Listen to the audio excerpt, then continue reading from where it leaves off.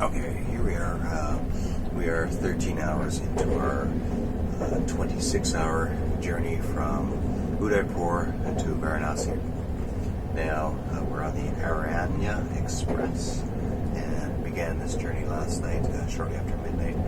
And we'd just like to relate to you what happened because it was just a big gong show from the get-go. It was a shit show. So anyways, when we were booking this trip, we decided to book a first-class seat to travel to Varanasi. And we decided that it was nearing the end of our journey and first class would be the way to go. So, firstly, because of the length of the trip, we thought it'd be more comfortable, be able to sleep, things would be good. Firstly, I'd like to show you exactly what a first class berth is or a seat is on the Ananya Express. All it consists of is an upper and a lower bunk. Your window. Ordinarily, there's a bunk there and a bunk down there. And then the only difference between this and 2A is a door. That's it. A sliding door that doesn't latch and sort of randomly opens and closes if the train is going uphill or downhill, sorry. When it's going uphill, it slams, and when it's going downhill, it opens up. So, anyways, right now we're currently in a two-person cabin, but this is not what we had ended up being assigned. So I'll just give you some details of what happened. We'd researched online on how to change your seat or make a seat request prior to our trip. And apparently, according to everything online, and maybe Indian relatives as well, what you're supposed to do is... Plus, we also spoke to the guy who helped us. Our train ticket booking agent, yes. So I think this is an accepted practice across India, but I will tell you that in Udaipur city, it doesn't work. And Indian Railways doesn't really care. So here's what happened. We showed up. They print the list 4 hours prior to departure. So we showed up at 6 hours in advance. We showed up at 6 p.m. last night. Firstly, went to the station, went to the inquiry booth. At the inquiry booth, we were directed to go to the reservation booth, which is down the block a little bit. So we went down and speak to the supervisor. We went down to the reservation booth, and the reservation supervisor was sitting right next to the reservation agent and overheard everything we said. So we said to him, hey, we're a married couple, we're foreign, we're not from here, we're not from Lower Theving. Is there any way that we can request a two-person cabin? Just because we've got a long journey and we'd like to get some sleep if possible. If that's not a big inconvenience, can we do that? He said, yeah, no problem. Come back at 8 o'clock. So, 8 p.m. No, he said to go back to inquiry. He said to go to inquiry at 8 p.m. where the list will be generated and we will check our names and our seating and have at it. The request will be fulfilled. Yeah, it'll be done. So, we go back at 8 p.m. We go out and kill some time around the station. If you're familiar with Udaipur city, there is nothing to do around there. So, we show up back at 8 p.m. and go to the inquiry booth. And the inquiry agent then advises us that we are in a 4-person cabin, not a 2-person cabin as requested. Now on this train, I might add, there is 2 4-person cabins and 1 2-person cabin. That's it for first class. So that was our request. So at this point, we're getting a little upset. He says to us, go down here, go down the back way and speak to the supervisor of reservations. So we go down the back way, go to the supervisor of reservations. You can well imagine he was not happy to see us coming through the back door at closing time. So we come through the back door.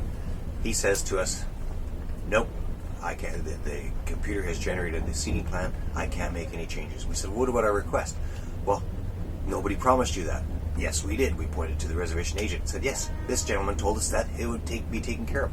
He says, oh, no, that's not true at all. We said, yes, it is. He's sitting right here. And now, he says that guy doesn't know what he's doing. Yes, those two individuals then start getting into an argument, bickering back and forth about what should have been said and what shouldn't have been said. But the bottom line was the seating plan for the train had been generated, and I'm just going to turn this so you guys can see a bit of what we're going by right now. The ticket list had been generated, and he says the computer shut off at 8 o'clock. I can't make any changes. So He says, if you've got a problem, go down to the station superintendent's office, number 6, down the hall. So we did that. We rushed down to the station superintendent's office, spoke to an individual down there. He seemed to be as if he was trying to help us. And he says, well, come back at 11 o'clock when the conductor begins. The conductor will be here picking up the list. He can make changes then. He says, I can't make changes, but the conductor can make changes. So the runaround continues. 11 p.m., we show up back at the booth. Of course, this superintendent is now getting off shift, and another superintendent is getting on shift. So that gentleman says, oh, well, I can't do anything. Here's the conductor. Go talk to the conductor. So we get into this heated match with the conductor, telling him, you know what, this is inappropriate. This is what happened. We relate to him exactly what happened, word for word. And he says, well, you know what, guys? Go get on the train.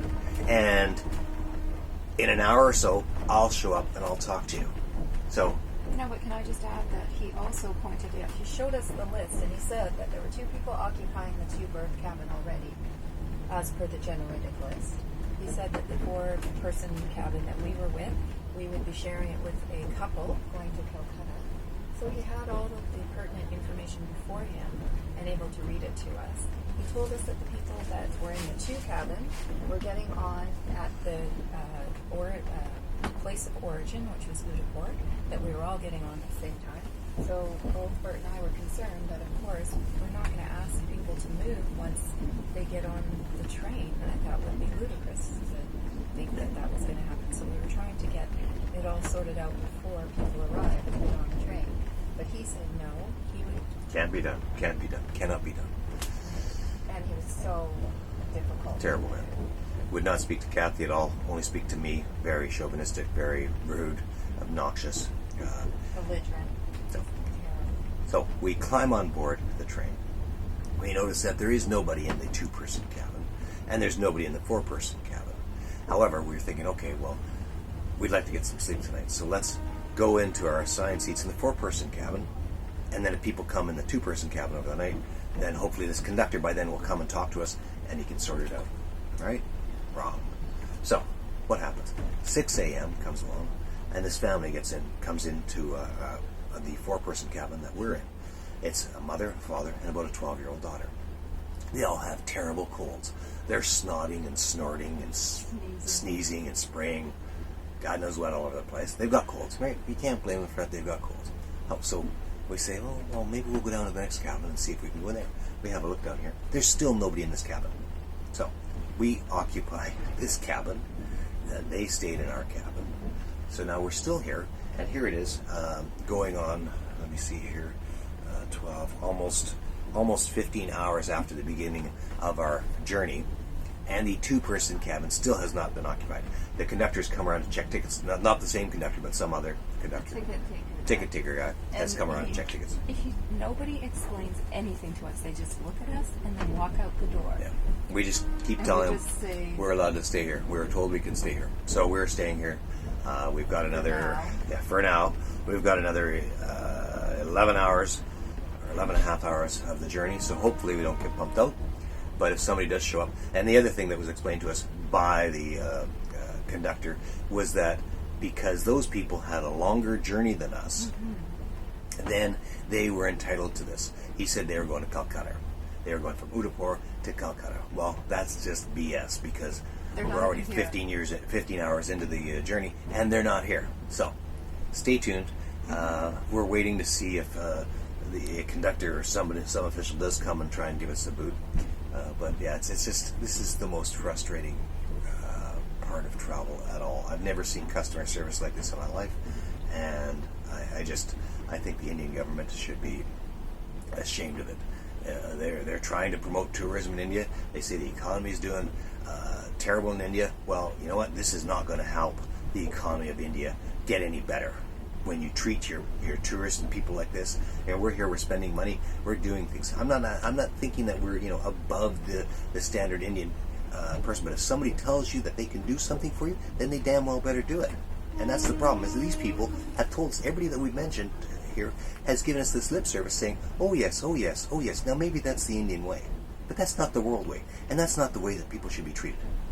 So, anyways, that's my rant. So, anyways, I will keep you updated as we. I totally agree with you. I don't think that we're trying to be privileged or anything. We asked, we requested, we followed all the rules, we followed all the procedures. They told us it could be done, and then they just started misleading us and telling us things that were untrue.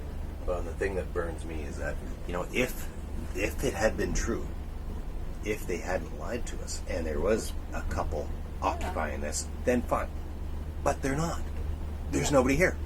So maybe there's an off chance that they missed the train or canceled the reservation. I doubt it. But anyways. I don't even know. It's so funny. It's just, have no idea what that. It's just ridiculous. Where are we coming into? We're now into Idga-Agra. I'm not sure if that's getting close to Agra Fort. Oh, there goes the door. We just came to a stop, so the door opens and closes because it can't be less. Anyway. Stay tuned, folks. Lost together forever. Okay, so a quick update on our rail video from last night. We made in the train last night. We continued in the compartment where we were. It ended up, the conductor kept coming back and forth and back and forth. Didn't actually make any move to try and get us to leave. Didn't tell us to leave. We were concerned that we were going to get the boot out, that somebody else was going to show up during the night and want our seats or have a ticket for our seats. That never happened, which was great, worked out great for us. However, we were still awake half the night, or more than half the night, most of the night, because you're always aware that somebody may be kicking you out. So every time we came to a stop, then of course we're awake and we're waiting and we're listening down the hall as people walk, and as doors open and close, you're thinking, oh, is this going to be it? Are we going to get the boot now? But it didn't happen. So we made it to Varanasi.